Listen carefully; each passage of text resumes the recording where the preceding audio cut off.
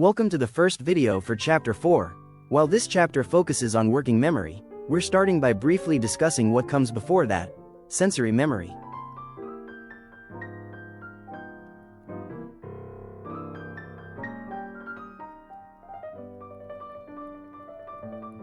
To understand working memory, you first need to understand how information enters the system.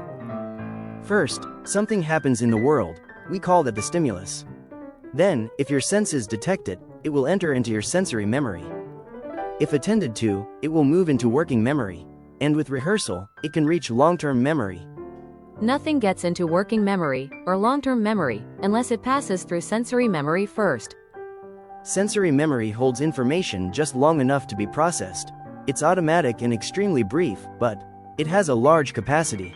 You have iconic memory for visual information and echoic sensory memory for auditory stimuli. As Richard mentioned, both have a large capacity but are very brief. Echoic sensory memory only lasts about 2 seconds, and iconic sensory information is only stored in your sensory memory about a half of a second, unless it travels into your working memory. There are also other types of sensory memory associated with the other senses. Iconic memory holds a complete snapshot, but only for a fraction of a second. Sperling's classic study helped reveal the capacity and duration of iconic memory. In Sperling's classic 1960 study, participants were shown a grid of letters that only lasted 1/20th of a second. Then they were asked to recall as many letters as possible. But they could only remember a few letters. So, next, Sperling added a twist. Immediately after the display disappeared, a tone would play signaling which row the participant should recall. And now, participants were almost perfect at recalling that row.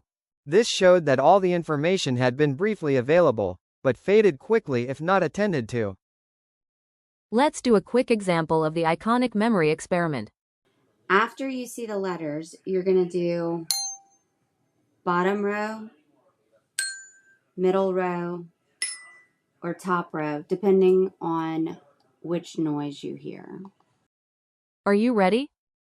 You will see a grid of letters. Try to remember a row of letters based on the tone you hear. Okay. That was the tone for the middle row. Do you remember the letters from the middle row? They were X, F, and Q.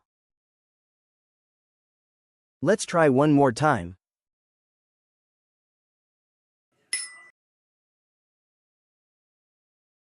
That was the tone for the top row. What were the top row letters? They were G, V, and U. Okay, now let's review. Sensory memory is automatic, large in capacity, and brief in duration. Iconic memory is visual and lasts about a half a second. Echoic memory is auditory and lasts about 2 seconds. Sperling's experiment showed how much we perceive versus how little we retain without attention.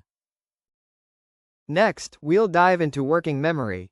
What happens when you pay attention to sensory input?